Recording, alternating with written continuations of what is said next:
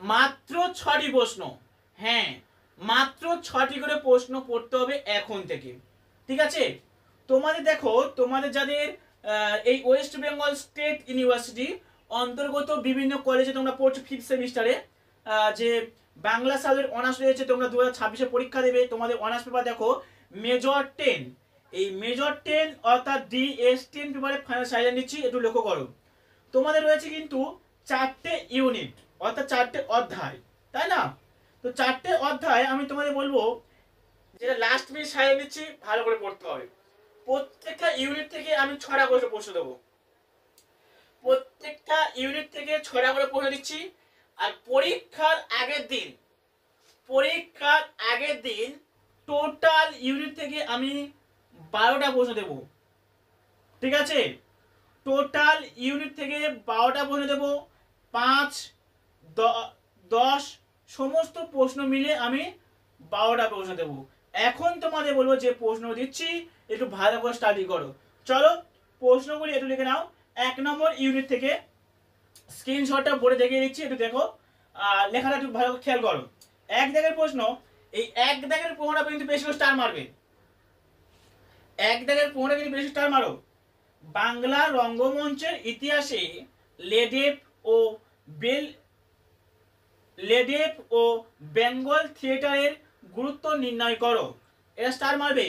বাংলা রঙ্গমঞ্চের ইতিহাসে লেডেপ ও বেঙ্গলি থিয়েটারের গুরুত্ব নির্ণয় করো, স্টার মারবে। পরবর্তী প্রশ্ন, ঠাকুরবাড়ি জোড়াসাঁকো থিয়েটার কমিটির অফ 5 কারা ছিল?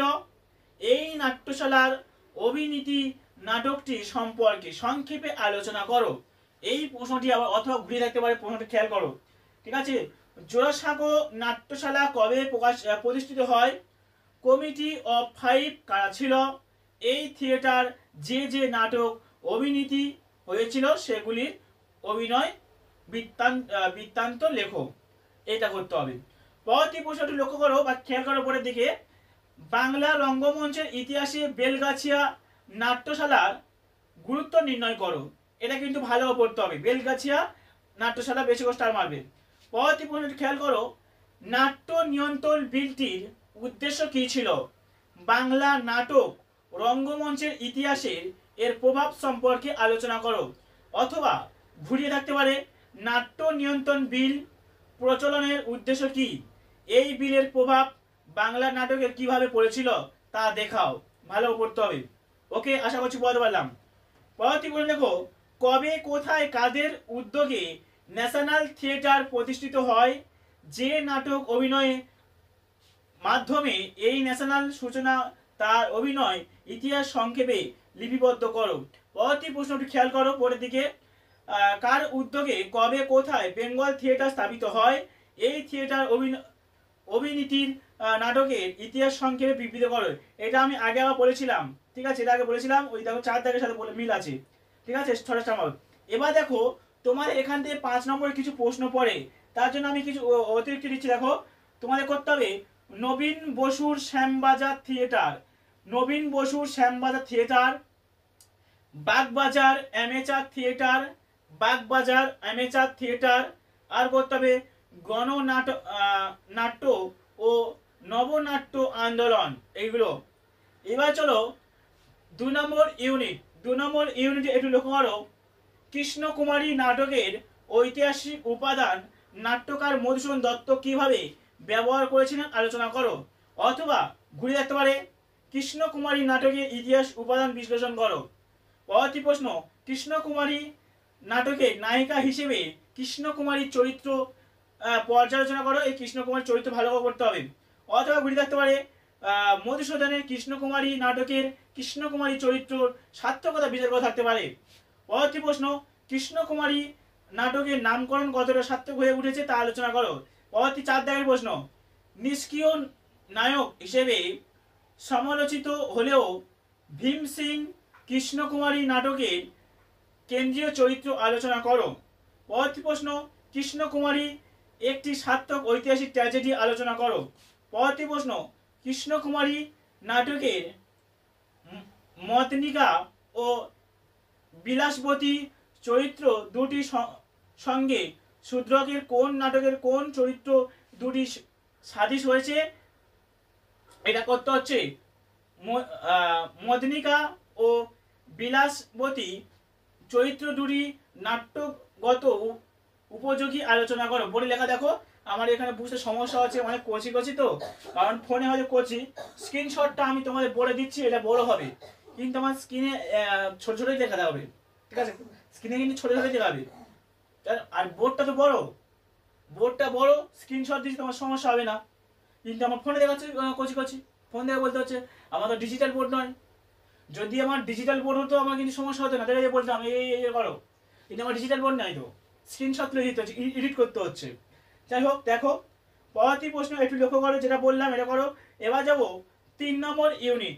আর রবীন্দ্রনাথ ঠাকুরের রাজা, রবীন্দ্রনাথ ঠাকুরের রাজা এখান থেকে করতে হবে। রবীন্দ্রনাথ ঠাকুরের রাজা নাটকে ঠাকুরদার চরিত্র গুরুত্ব লেখো। রবীন্দ্রনাথ ঠাকুরের রাজা নাটকের ঠাকুরদার চরিত্র করতে হবে গুরুত্ব। পরবর্তী প্রশ্ন, রবীন্দ্রনাথ ঠাকুরের এমন আরো দুটি নাটকের নাম লেখো যেখানে ঠাকুরদার চরিত্র আছে। রাজা নাটকে ঠাকুরদার চরিত্র পূর্ণ বিকাশ লক্ষ্য করা যায়, ব্যাখ্যা করো। এই ঠাকুরদার চরিত্র, এই ঠাকুরদার চরিত্র কিন্তু খুবই গুরুত্বপূর্ণ। পরবর্তী প্রশ্ন, রাজা নাটকের নামকরণ সার্থকতা বিচার। পরবর্তী প্রশ্ন, রাজা নাটকের উৎস কি? এই নাটকের অভিনয়যোগ্য সংস্কার নাম কি? এই নাটকের শ্রেণীরূপ বিচার করো। অথবা থাকতে পারে রবীন্দ্রনাথ ঠাকুর রচিত রাজা কোন শ্রেণীর নাটক তা আলোচনা করো। পরবর্তী প্রশ্ন, রাজা নাটকের সুদৃশ্যনা ও সুরঙ্গমা চরিত্র দুটি তুলনামূলক আলোচনা করো। অথবা ঘুরে থাকতে পারে রাজা নাটকের দুর্দর্শনা ও সুরঙ্গমা দুই বিপরীতমুখী চরিত্র, এই বিষয়ে আলোচনা করো। পরবর্তী প্রশ্ন, রাজা নাটকের গানের ব্যবহার কতখানি সার্থকতা আলোচনা করো। রাজা নাটকের গানের ধারাবাহিকে কতটা আলোচনা হয়েছে সেটা কিন্তু পড়তে হচ্ছে। এবার চলো শেষ ইউনিট, অর্থাৎ 4 নম্বর ইউনিটটা একটু লক্ষ্য করো। বিজন ভট্টাচার্যের নবান্ন নাটকটির শ্রেণী বিচার করো। বিজন ভট্টাচার্যের নবান্ন নাটকটির শ্রেণী বিচার করো। পরবর্তী প্রশ্ন, বিজন ভট্টাচার্যের নবান্ন নাটকের কুঞ্জ চরিত্রটির গুরুত্ব বিচার করো। অথবা থাকতে পারে নবান্ন নাটকের কুঞ্জ চরিত্রের ভূমিকা আলোচনা থাকতে পারে। 3 নম্বর প্রশ্ন, 50-এর মন্বন্তর ও সমকালীন সামাজিক প্রেক্ষাপট নবান্ন নাটকে যেভাবে প্রতিফলিত হয়েছে তার পরিচয় দাও। পরবর্তী প্রশ্ন, নবান্ন নাটকের সংলাপের অভিনবত্ব ও বৈশিষ্ট্য আলোচনা করো। পরবর্তী প্রশ্ন, নবান্ন একই সঙ্গে প্রতিবাদী ও প্রতিরোধ নাটক বিষয় বিশ্লেষণ করে এই মন্তব্য সরাবর্ত আলোচনা করো। পরবর্তী প্রশ্ন, নবান্ন নাটকের সমাজ বাস্তবতা বিষয়ে আলোচনা করো। পরবর্তী প্রশ্ন, নবান্ন নাটকের নারী চরিত্রটি সম্পর্কে আলোচনা করো। নবান্ন নাটকের নারী চরিত্র ভালো করতে হবে। আর এখান থেকে তোমরা নবান্ন নাটকের শ্রেণীবিভাগ, কুশল চরিত্র, আর করছো নারী চরিত্র, এইগুলো পড়তে হবে ভালো করে, ঠিক আছে? পড়ে গেলেই সমস্ত প্রশ্ন কমন। পরবর্তী তোমাদের 9 পেপার, 11 পেপার, 8 পেপার সাজেশন আসবে। অবশ্যই প্রত্যেক ওই চ্যানেল সাবস্ক্রাইব করে রেখো, আমাদের সাজেশন রেডি আছে, একের পর এক পেয়ে যাবে। যারা উত্তর সংগ্রহ করতে চাইছো বা আমার লেখা নোট সংগ্রহ করতে চাইছো, অফলাইনে এসে নিতে হবে, ঠিক আছে? যারা উত্তর আমার কাছ থেকে নেবে অফলাইনে নিয়ে যেতে হবে, কোনো পিডিএফ দেওয়া যাবে না, অফলাইনে এসে তোমাদেরকে নিয়ে যেতে হবে।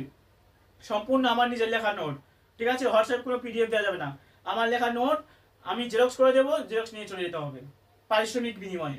পারিশ্রমিক তোমাকে দিতে হবে, পারিশ্রমিক পে করে আমার লেখা নোট তোমরা হাতে পেয়ে যাবে। এবারে অনেক ক্ষেত্রে দেখা গিয়েছে আমার লেখা নোট অনেক কলেজের প্রফেসর, অনেক কোচিংয়ের টিচার, অনেক স্টুডেন্ট বিজনেস করে নেয়। অনেক স্টুডেন্ট কি হয়, একলা নোট নিল, নিয়ে অন্য বন্ধুকে দিয়ে দিল আমার নোটগুলো নিয়ে। বোঝা গেল? ওইগুলো পিডিএফ দেওয়া যাবে না, এখান থেকে এসে বই আকারে, একদম বই আকারে দিয়ে দেবো, ঠিক আছে? বই আকারে দিয়ে দেবো, তোমরা জেরক্স নিয়ে যেতে হবে। তবে বইগুলো বার করা সম্ভব নয় সব বই, সব সাবজেক্ট, কারণ পাবলিশিংদের বা পাবলিশারদের একাধিক লেখক পড়ে আছে, তাদের বই ছাপাতে হবে, শুধু আমার সাথে ছাপালে তো হবে না। সেই জন্য বই আকারে একটা মোলাট হবে না, মোলাট করবো না, এমনি জেরক্স করে যেমন বই আকারে দেয় সেইভাবে একটা জেরক্স তোমাদের হাতে দিয়ে দেবো। ওকে, সমস্ত প্রশ্ন উত্তর তোমাদের থাকবে সেখানে। আশা করছি বোঝাতে পারলাম। তো ভিডিও এই পর্যন্ত শেষ করবো, সবাইকে বলবো লাইক করো, কমেন্ট করো, বন্ধুদের মধ্যে বেশি বেশি পরিমাণে শেয়ার করো আর চ্যানেলটাকে সাবস্ক্রাইব করে সঙ্গে দেখো। তো ভিডিওটি প্রথম থেকে শেষ পর্যন্ত দেখার জন্য সবাইকে ধন্যবাদ।